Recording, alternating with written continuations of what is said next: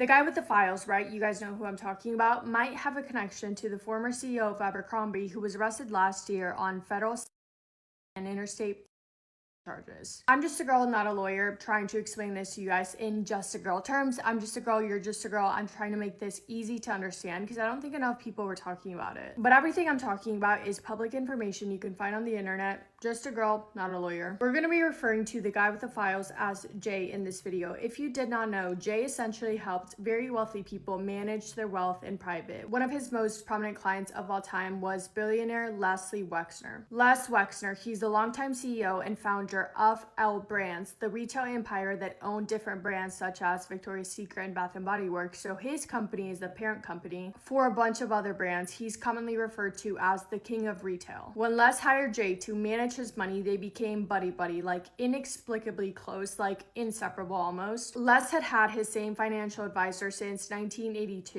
In 1989, so 7 years into them working together, Les said, hey, there's this guy who wants to pitch an investment opportunity to us. Let's meet with him. It was Jay. Les's longtime financial advisor remembers thinking that it was weird that he had not heard Jay's name before because he had been in the industry for so long that he basically knew every single person on Wall Street. But he gave him a chance, so him and Les went to go and meet with Jay. The financial advisor took one look at Jay and thought immediately that he was a fraud. They showed up at his office and there was nothing there, no sign of anyone working, which is a common theme in the mystery of Jay, but only Jay was there sitting at this desk that didn't even have a computer. The financial advisor has said, quote, Jay was trying to explain a currency trade he wanted to do. I have an MBA from Ohio State and I did not understand a word the man said, end quote. Leaving that meeting, the financial advisor warned Les to stay away from Jay, but Les did not listen. He ended up hiring Jay months later. His former financial advisor saying that he could not stand working alongside of Jay because he was the most arrogant person he had ever met in his entire life. He ended up quitting, leaving Les and Jay to work together, and their friendship only got closer and closer over time. Jay gained control over a significant portion of Les's assets, but also gained unusual access to the Victoria's Secret models. He would use this pitch for girls and women, saying that he would be able to make them successful in modeling, but he would only use this pitch to lure them in. And Jay had his partner in crime, GM, just like Michael Jeffries had his partner in crime, Matthew Smith. Okay, stay with me. In 1988, Les bought Abercrombie and Fitch for $47 million in cash, and 5 years into Les and Jay becoming besties, Les handpicked Michael Jeffries to run Abercrombie, and he did so from 1992 to 2014. In 2014, he stepped down. But Les had the money and the power. He was a billionaire. He owned Victoria's Secret, and Jay has been accused of using that connection to make aspiring female Victoria's Secret models his victims. And Les also owned Abercrombie and Fitch, made Michael Jeffries CEO, and Michael has been accused of using that connection to make aspiring male Abercrombie models his victims. So Jay and Michael's cases were completely separate from each other, and they targeted different groups of victims, but obviously a huge connection with Les, but also the similarities of what Jay has been accused of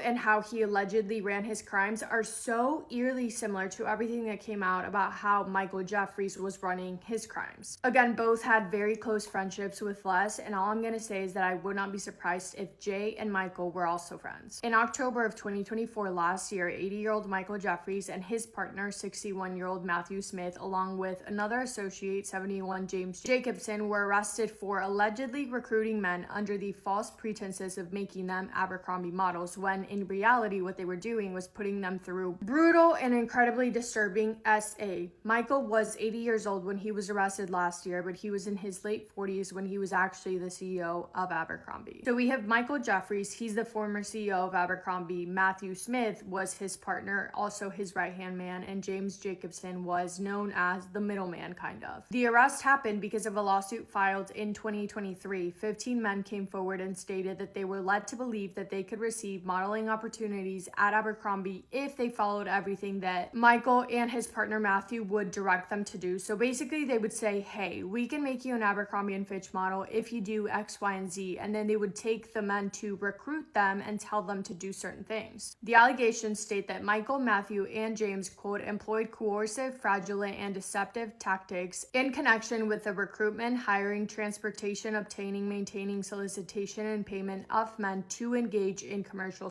8 out of the 15 men who described seeing or being forced to be involved in the said that they were recruited by James, who they also described to be sort of like the middleman. And under US law, means getting a person to travel to another state or country to have more money by using force, fraud, and coercion. When the lawsuit was filed with those massive allegations, it started an investigation to basically fact check what the men were saying, the victims were saying happened. In the investigation, there were emails, detailed travel plans, and flight logs uncovered to support all of their claims. One of the men came forward and stated that he was approached by James, who told him that he knew the owners of Abercrombie and invited him to a meeting. At that meeting, there was a photographer, Bruce Weber. Bruce was a big deal, one of the most prestigious names in fashion photography, working for brands such as Ralph Lauren, Calvin Klein, Vogue, Vanity Fair, and he loved to take pictures of attractive people. Models who worked with Bruce remember having private sessions with him in which he would ask them to wear very little and ask them to breathe and to touch and move their hands wherever they felt their quote-unquote energy. At times, Bruce would move their hands with his own. One model remembers him putting his fingers in his mouth and putting his hands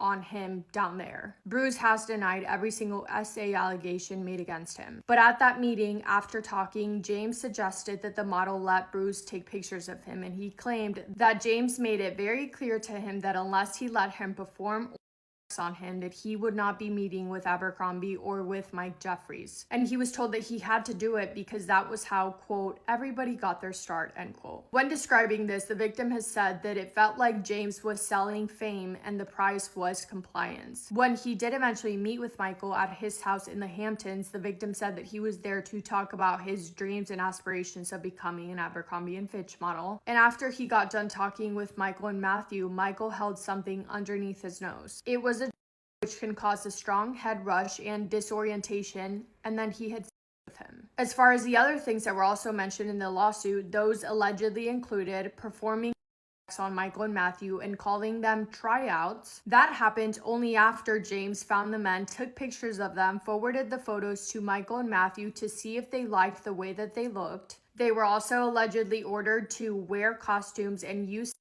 to prepare for those particular acts. They were ordered to change their looks to look their best and up to the standards of Michael and Matthew, one victim stating that they shaved his area down there without any notice, and others supporting that, saying that there was a personal groomer hired to intimately shave their body hair, which felt incredibly dehumanizing. They were given substances to make the men more compliant and causing them to be physically incapable of resisting anything. Substances also to make them so out of it to make them unable to say no if they did not want to do something, and other substances to make them physically able to perform even if they were not willing to. Does that make sense? Do you get what I'm saying? They, of course, had to sign NDAs, and while they were there, wherever they were, they had to give up their phones, wallets, and sometimes clothing. Those would be taken from them and held in an inaccessible location during the event. And Michael and Matthew were also accused of operating a quote-unquote referral system that rewarded the male models who recruited other male models to meet with Michael and Matthew, and if they did successfully recruit other men, they would be rewarded, but that had to be earned. But a reward, if they did what they were told, meant that they would go to these parties that Michael also attended and at times spent $1 million to host. Men who attended those parties said that Michael and Matthew would engage in activity with multiple men, about 4 men or more, and or that they would direct them to have sex with each other. Afterwards, staff members at those events would hand them envelopes filled with cash, thousands of dollars in cash. And if they said no to any demands, Michael would very quickly remind them that he could end their modeling careers with a snap of his finger. A lot of the men who have come forward stated that they felt like they got to a point in which Michael and Matthew were supporting them financially, leaving them to feel like they had to do what was asked for them or else they would be in debt to Michael. Michael had a house in the Hamptons, and allegedly a lot of his events and parties would be held there. Staff members later claimed that they were instructed to leave and completely vacate the premises every single Saturday for years because their boss Michael was having quote unquote playtime. When they returned, the house was always clean, but weirdly clean, like sterile, like a hospital. Allegedly, this happened from 2008 to 2015, and Michael used millions of dollars to be able to facilitate this, traveling throughout the US and internationally in order to recruit his victims and or host his parties. Some of those places included New York, London, Paris, Venice, and Morocco. And he used employees, contractors, and security professionals to help him with everything to get it done and to make sure that nobody ever found out about it. I don't know about you, but that to me sounds like almost exactly the same to not only the things that Jay did, but also the other music module whose name rhymes with Liddy. And Michael Jeffries was able to do what he did because he had the power and the connections, and he was seen as this incredibly successful guy who managed to turn Abercrombie and Fitch into the massive enterprise that it became. And I know a lot of you guys that watch my videos are around my same age, and Michael Jeffries allegedly was doing all of this from the time that I would have been in middle school until about my freshman year in high school. And yeah, Abercrombie and Fitch was seen as the coolest thing ever. When I was in middle school, like, it was really dominating the industry. And by the way, Abercrombie then and Abercrombie now, completely different. I'm currently obsessed with Abercrombie. I love their stuff now. But it goes without saying that Michael Jeffries is a despicable man. He's a strange dude overall. He has really weird things that he would do, such as going through revolving doors twice, never passing his employees down the stairwells, parking his Porsche every single day at the same angle in the parking lot, leaving the keys in between the seats and the doors always unlocked. He also had a pair of lucky shoes that he would wear anytime that he would read financial reports. His biggest obsession, though, was his vision of the perfect all-American kid.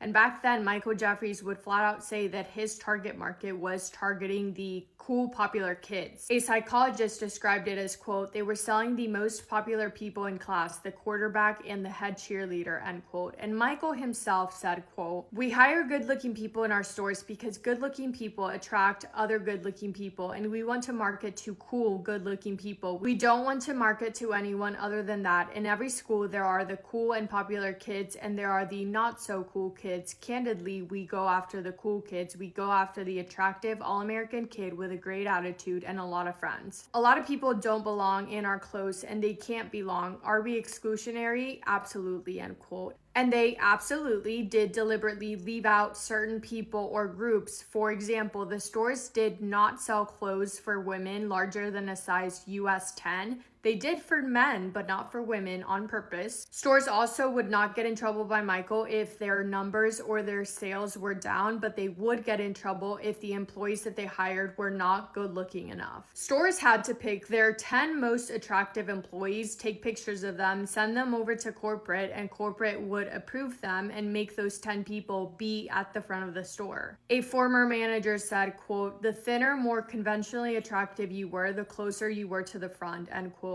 And the most quote-unquote facially symmetric people were also put at the front of the store to fold the t-shirts and be there to greet the guests. Any employee who gained a significant amount of weight was fired or just taken off the schedule completely.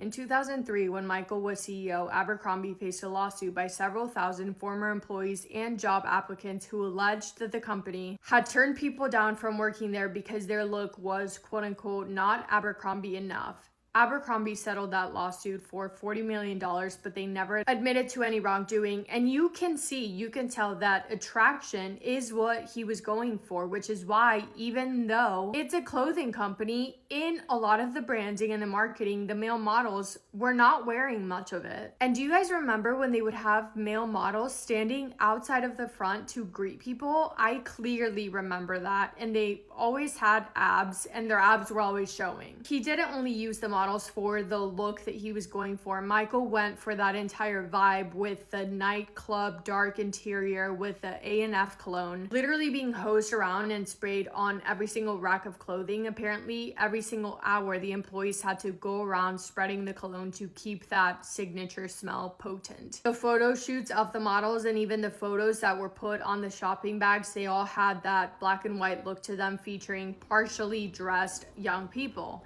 Now knowing everything that was happening with the models behind the scenes, It is so incredibly disturbing. It makes me sick. So the arrest obviously happened a decade after Michael Jeffries stepped down as CEO, because only then did the victims feel safe enough to come forward and speak out. But a big question following the arrest was, how much about this entire thing did the executives at Abercrombie and Fitch really know apart from Michael and Matthew? Well, Abercrombie says that they had no idea, but it is important to know that having access to the things that he did definitely facilitated Michael in him being able to do what he did. Not to mention, he was not only the CEO, but also the chairman of the company for 22 years. He spent millions of dollars hosting these parties, not only funding the actual party, but also to pay for entertainers and hotel rooms. He also used the corporate jet excessively. In 1 year alone, because of Abercrombie, Michael made $71 million. So the question is, were others in the company not involved but aware of what the money was being used for? As far as who else was involved, we don't know, but it's reported that at these parties and events, Michael and Matthew would have guests that have only been described to as being their quote-unquote friends. At one of the largest events that he hosted, he held it in a private villa in a 5-star hotel. In 2011, he flew dozens of men to Morocco, and him and Matthew invited these friends. One of the men that was flown to Morocco to be an entertainer was only going because he was under the impression that he was just gonna go there to dance, but not that he would be physically involved with anyone there. He was just going to perform, to dance on his own and then leave, and he decided to do so because he needed the money to be able to support his family.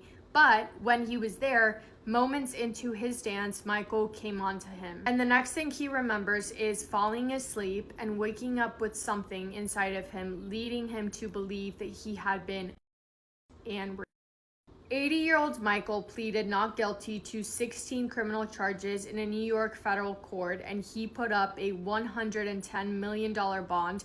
He was released and walked out of there smiling. If convicted, he is facing a maximum sentence of life in prison and a minimum sentence of 15 years. However, his case has been put on pause. It was put on pause this past summer in May of 2025 because a judge ruled that Michael was mentally incompetent to stand trial after it was determined that he suffers from Alzheimer's disease and dementia and has residual effects of a traumatic brain injury. His issues were described as progressive and incurable, making him unable to assist in his own defense. The judge ruled for him to be hospitalized for treatment and then be reevaluated to determine if his competency could be restored, but that does not look likely. Matthew and James have also pleaded not guilty to all charges. Matthew was released in a $10 million bond under conditions including home detention and GPS monitoring. James was also released on a $500,000 bond and is under home confinement with GPS monitoring. And again, everything I just talked about is alleged, and all three of them are presumed innocent unless and until proven guilty. Yeah. Hopefully this video does not get taken down because I'm eager to see what you guys have to say. Anyway, that's all for today. Thank you for spending time with me today. I love you guys so much. Hope you're having the best day ever. If not, go do something to make your day better. Go get yourself a little treat. Make yourself happy. Make somebody happy. And I will see you in my next video. Massive kiss on the forehead to every single one of you. 2 kisses.